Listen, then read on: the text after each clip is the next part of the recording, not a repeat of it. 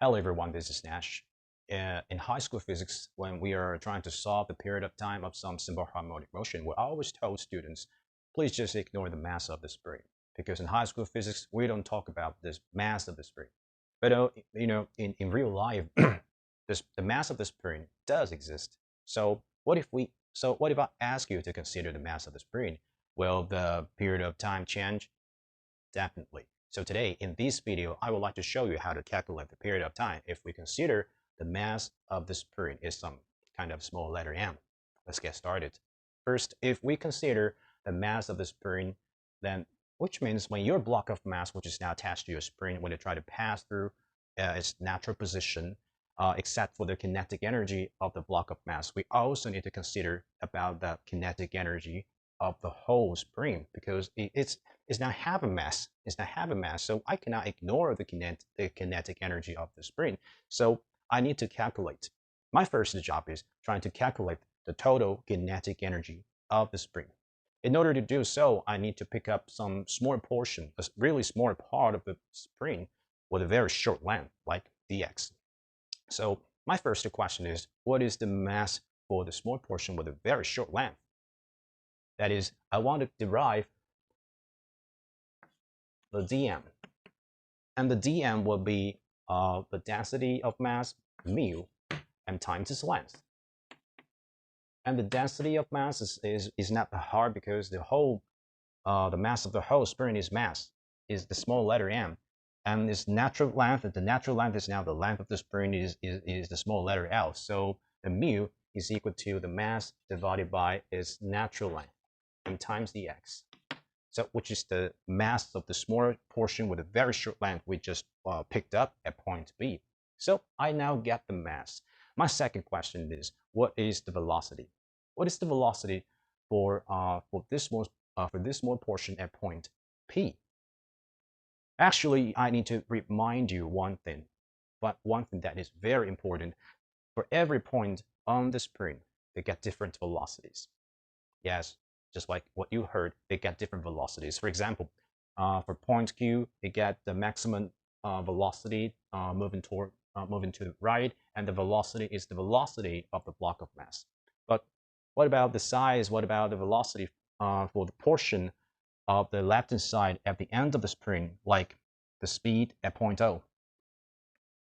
There's no speed for the portion right on the point O. There's no velocity.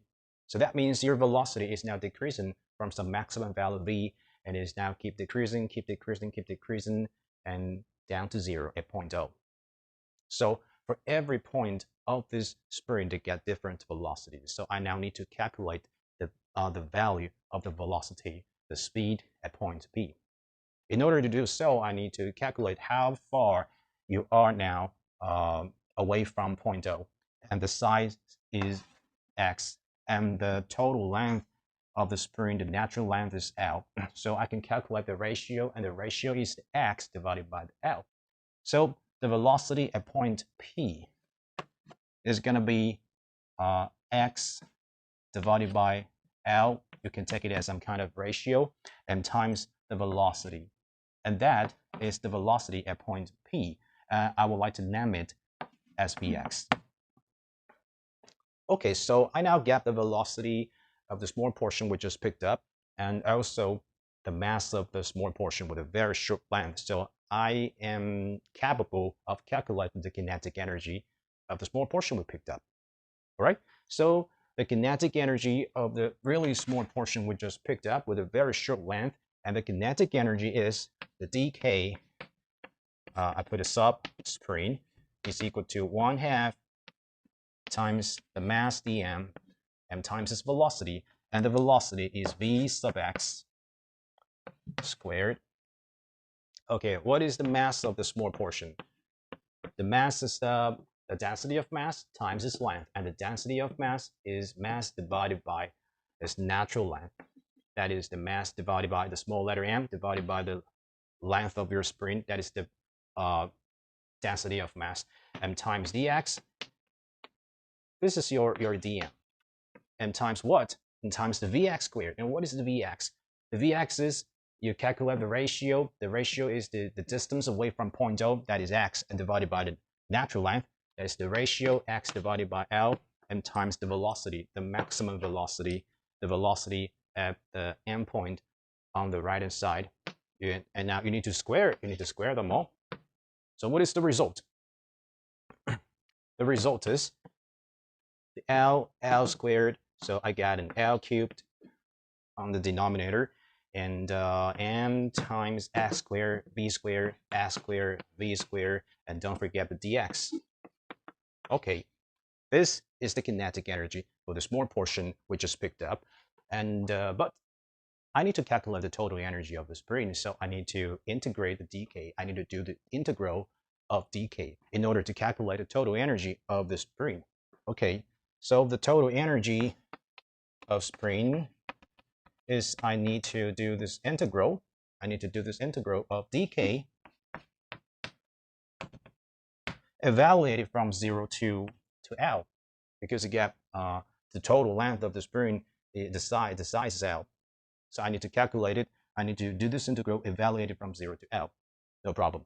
So take a closer look at this. Except for x squared and the dx, for the other terms like the mass and velocity and the L cubed, they are all constants. So I can move it to the front, move it to the front of this integral. Like I put everything except for x squared and dx, like 2 times L cubed at the denominator, and the numerator is mv squared, and what we are left with is the x squared and dx. I need to do this integral of x squared and times dx evaluated from 0 to L, which is the 1/3 x cubed, the 1/3 x cubed. And since it's not that easy, I don't like to make it more complicated. I can do this in my mind. It's 1/3 times x squared. And my next step is I need to plug in L for x and plug in 0 for x. And the result is the 1/3 L cubed. 1/3 L cubed. That is the 2L cubed mv squared m times 1/3 L cubed. Excellent, because I can now cancel the L cubed, which is the 6th mv squared.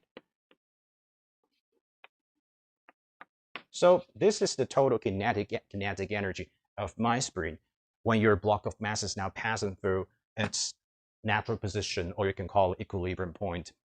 You can call it whatever you like. Okay, but what about the total kinetic energy of the whole system? Usually, in high school physics, we consider about the mass. We consider the mass and the kinetic energy for the block of mass, which is now attached to the spring. But now, if the spring of mass is massive, is too massive to be ignored, so things got changed. I now need to calculate the total energy.